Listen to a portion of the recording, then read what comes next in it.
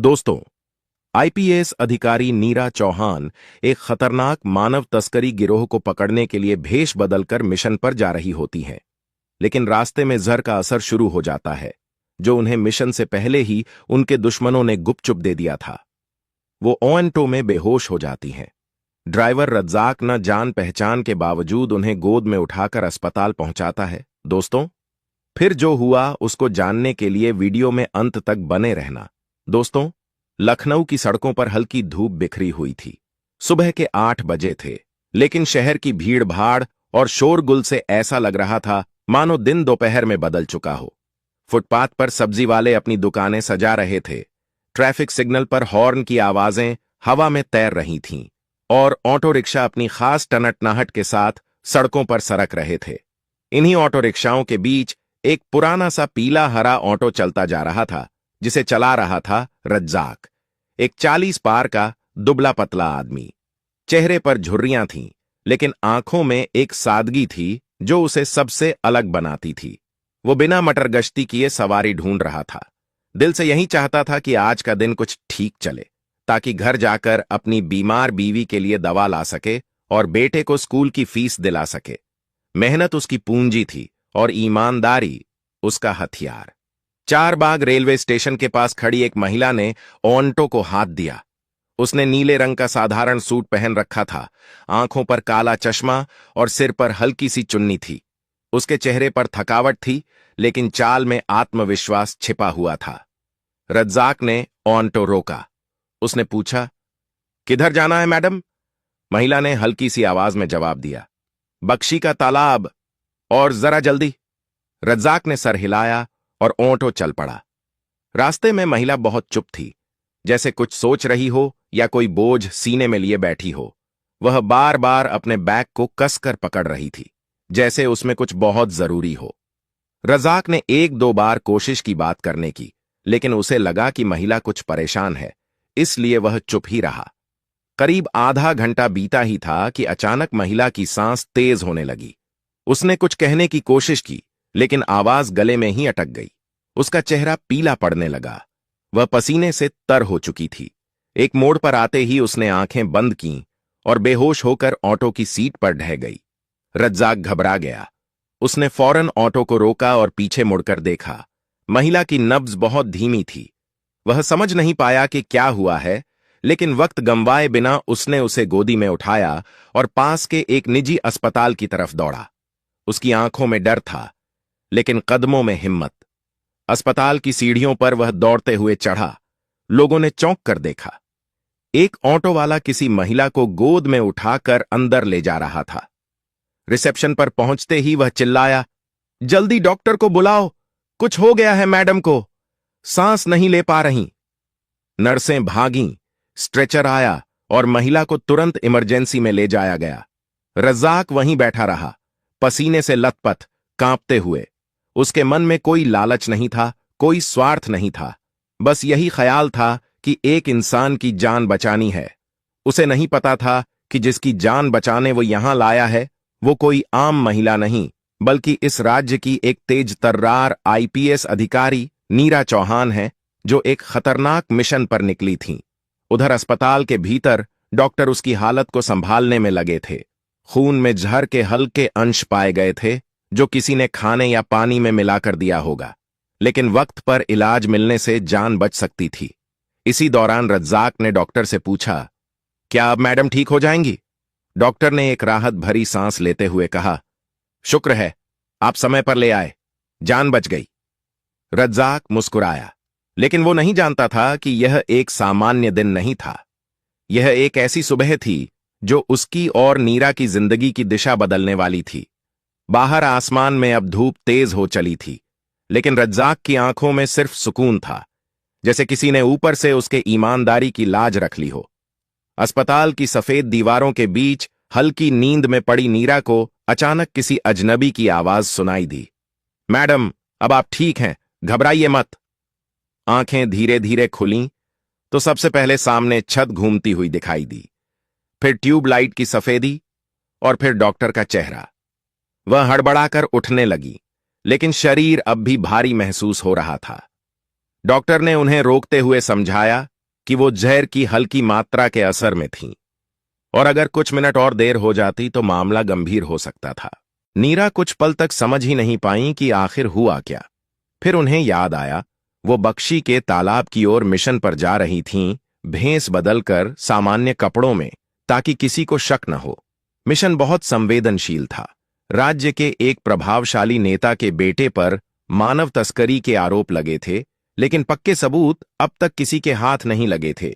इसीलिए नीरा ने अपने भरोसेमंद 2-3 लोगों को साथ लेकर खुद यह जांच अपने हाथ में ली थी।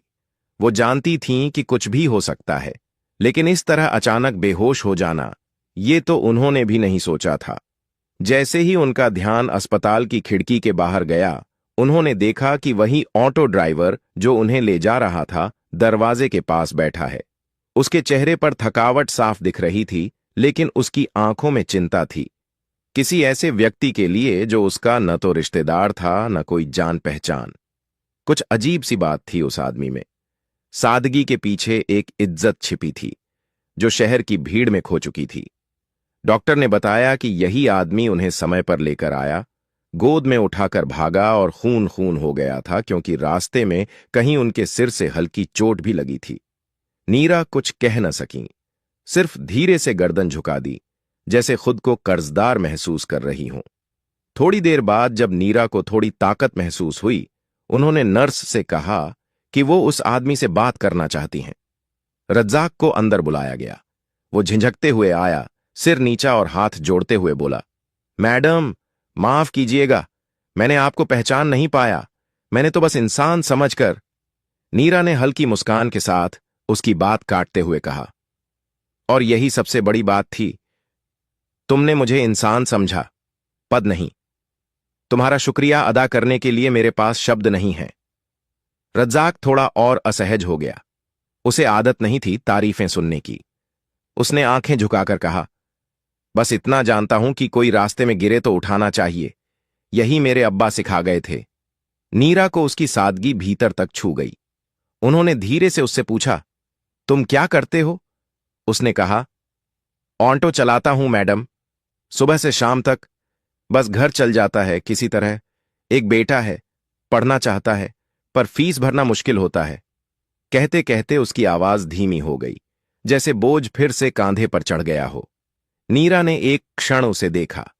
किसी बड़े अफसर के कमरे में वो आदमी होता तो शायद लोग उसे नजरअंदाज कर देते, लेकिन इस कमरे में वो किसी हीरो से कम नहीं लग रहा था।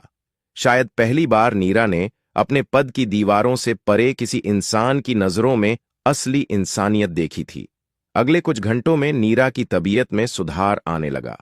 अस्पताल ने भी उन्हें जल्द ही छुट्टी देने की अनुमति दे दी, लेकिन जाते जाते उन्होंने अस्पताल के रिसेप्शन पर चुपचाप एक लिफाफा छोड़ा, जिसमें रज्जाक के लिए कुछ पैसे थे और एक छोटा सा पर्चा जिस पर लिखा था, ये मदद नहीं, सम्मान है। आपने वर्दी को नहीं, इंसान को बचाया है। रज्जाक को जब वह लिफाफा मिला तो उसने पैसे लेने से मना कर दिया। वह सिर्फ वही पर्चा अपने पास रख सका जिसमें नीरा की लिखावट थी। उसने वह पर्चा अपने कुर्ते की जेब में रखा और सिर उठाकर पहली बार मुस्कुराया, जैसे उसे पता चल गया हो कि उसका किया गया काम सिर्फ मदद नहीं, कोई इबादत थी। नीरा ने वापस अपने मिशन की ओर कदम बढ़ा दिए थे, लेकिन अब वो अकेली नहीं थीं। उनका मन कह रहा था कि इस सफर में रज्जाक की कोई न कोई भूमिका तय है, और शायद उसकी जरूरत भी।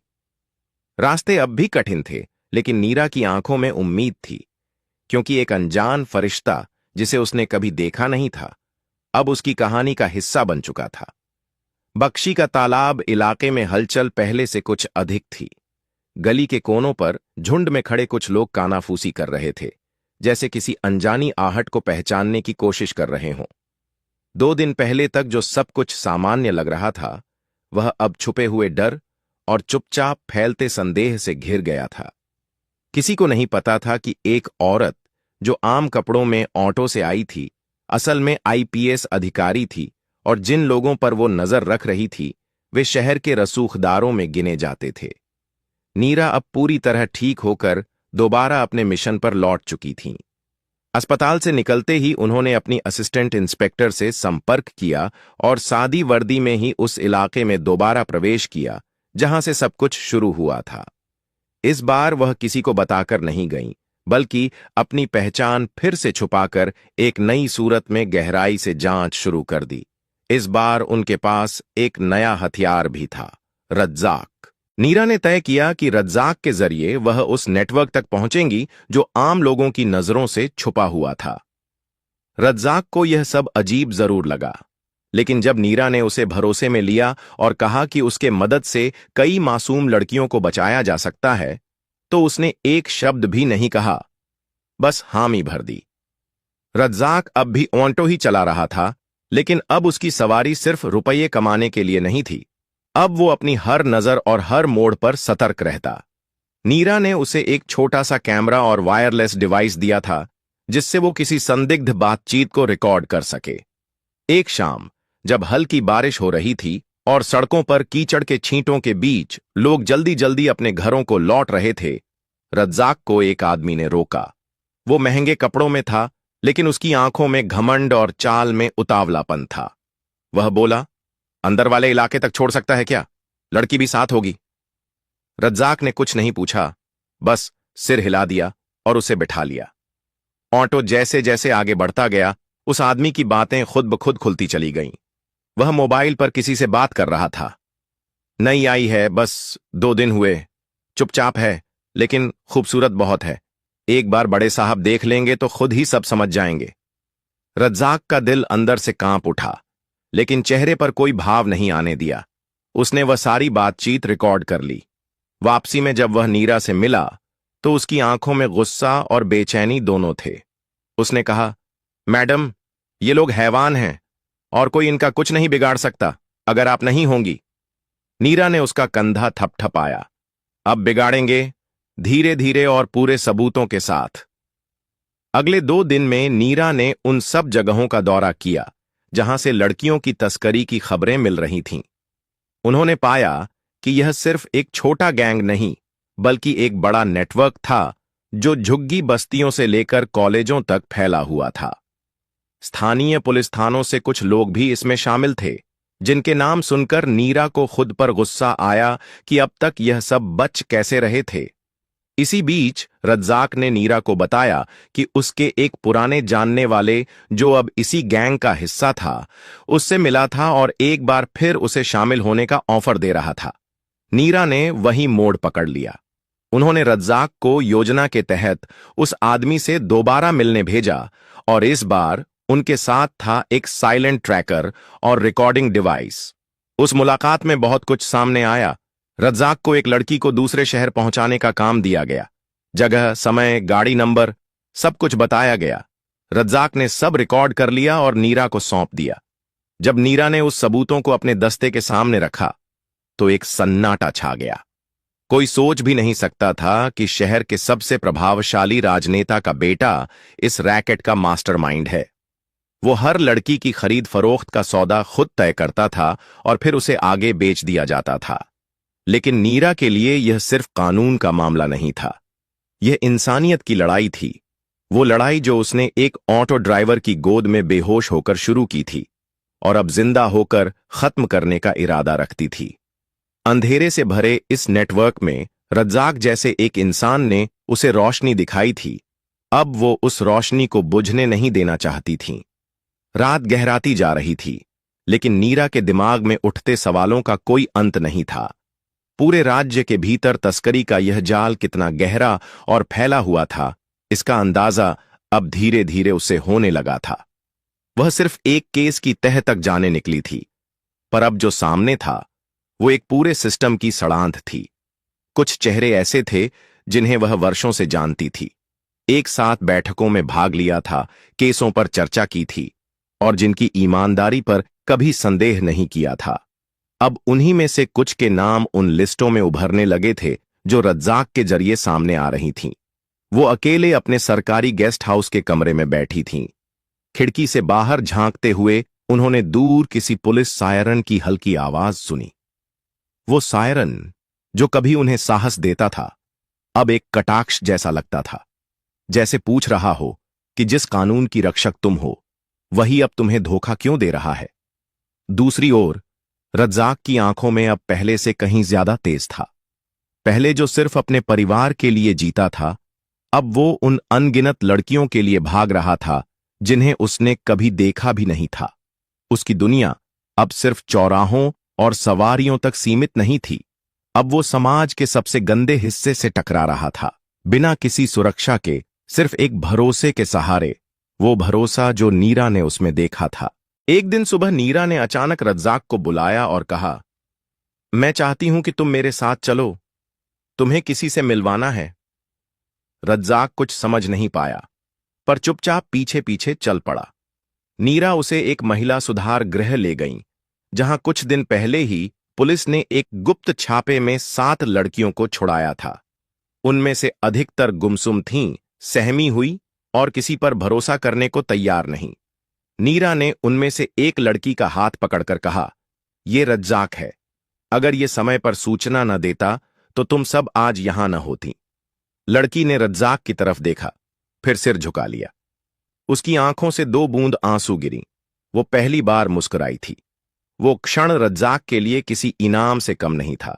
उसे पहली बार यह एहसास हुआ कि उसकी गरीबी, उसके टूटे कपड़े, उसका पुराना ऑटो, इन सब से ऊपर उसका कर्म है जो आज किसी की मुस्कान की वजह बना है।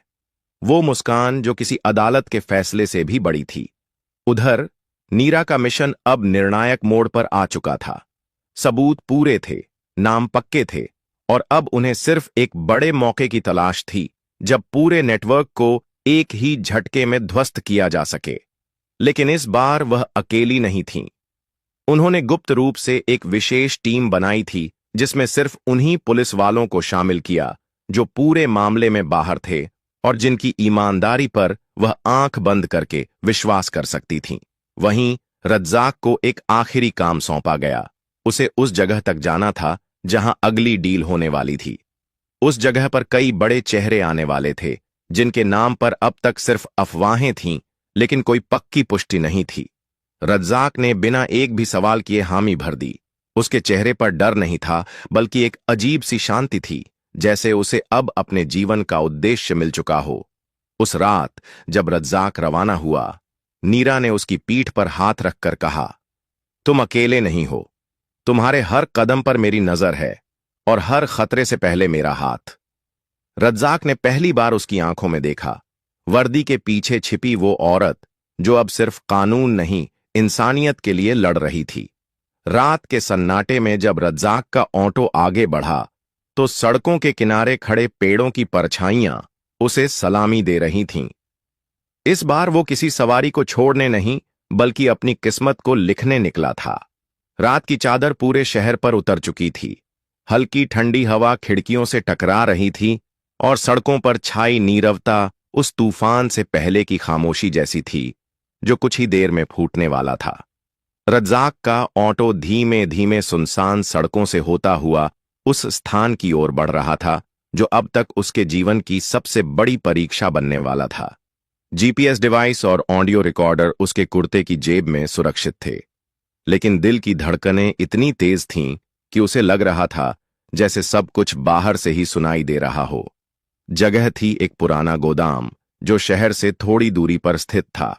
बाहर से देखने में यह जगह कबाड़ियों की दुकान लगती थी, लेकिन नीरा और उसकी टीम को पक्की खबर थी कि यहां आज रात एक बहुत बड़ा सौदा होने वाला है, लड़कियों का सौदा। और इस सौदे में वे चेहरे आने वाले थे जिनकी गिरफ्तारी की ख्वाहिश में नीरा कई सालों से जूझ रही थी। गोदाम के बाहर 2 गार्ड बंदूक लिए खड़े थे। रज्जाक को देखते ही उनमें से एक ने पास आकर पूछा, पासवर्ड? रज्जाक ने वो शब्द दोहराया जो उससे कहे गए थे, शाम की चाय ठंडी न हो। गार्ड ने इशारा किया और गेट खुला। अंदर का नजारा देख रज्जाक की रूह कांप गई। एक कोने में 3-4 लड़कियां बैठी थीं, डरी सहमी, किसी खतरनाक फैसले के इंतजार में।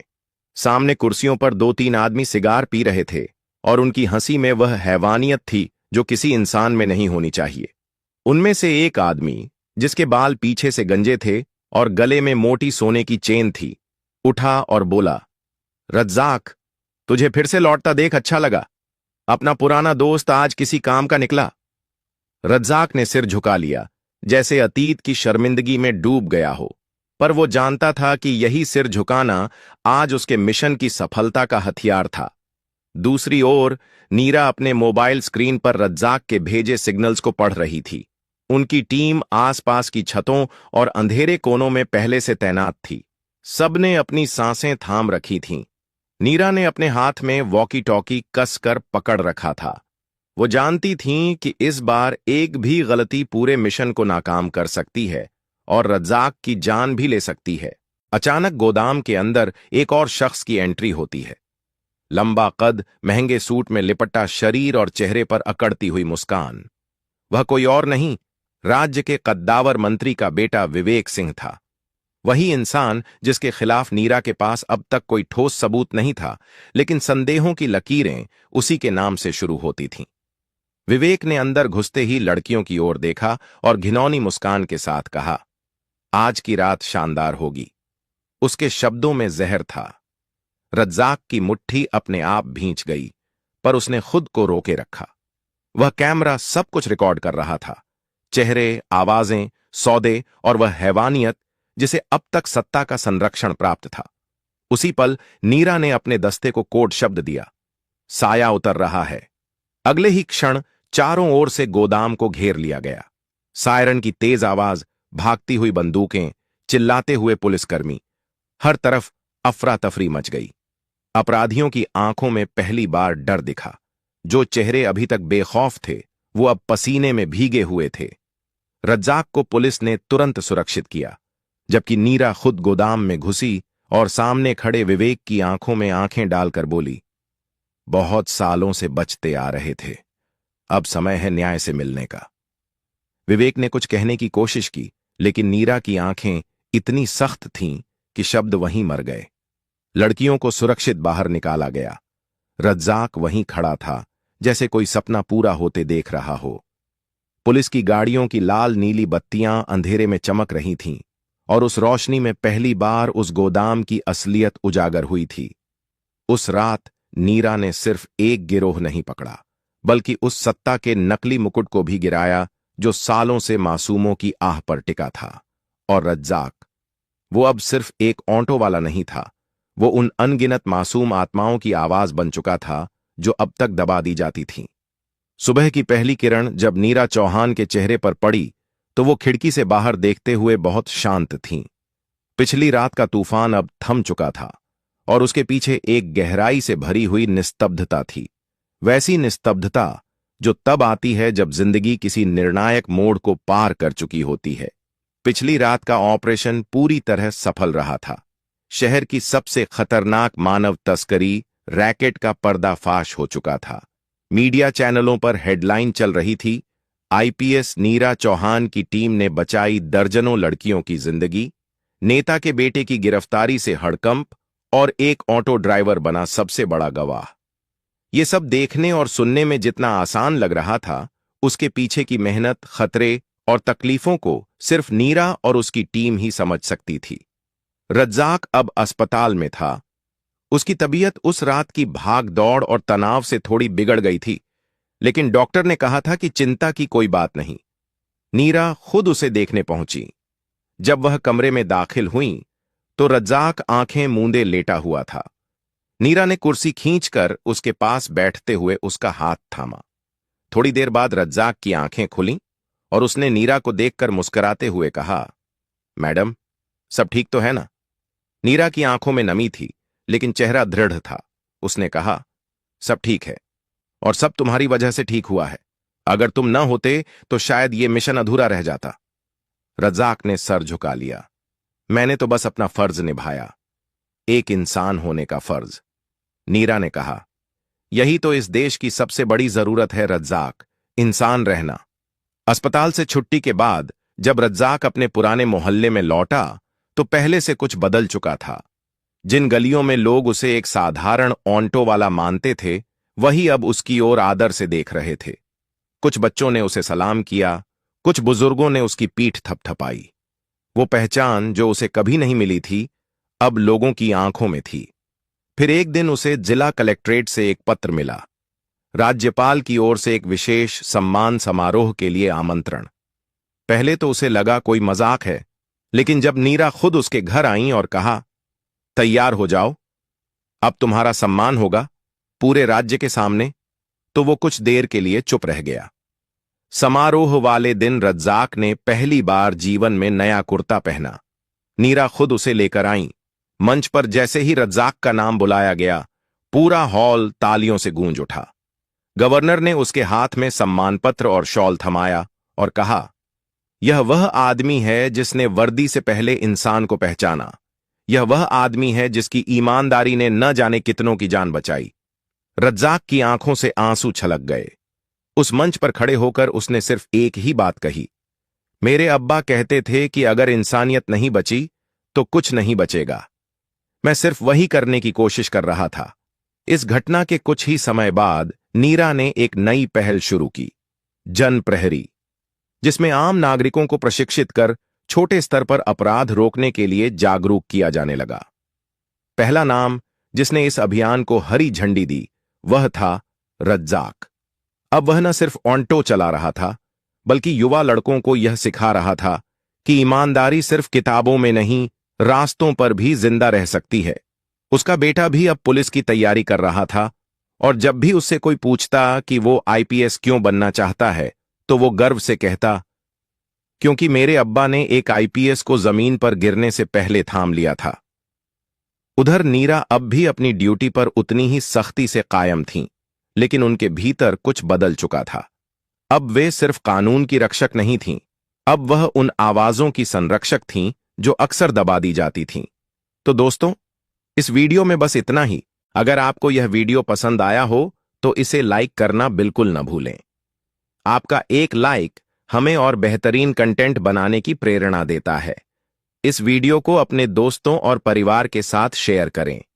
हो सकता है यह वीडियो किसी की मदद कर सके।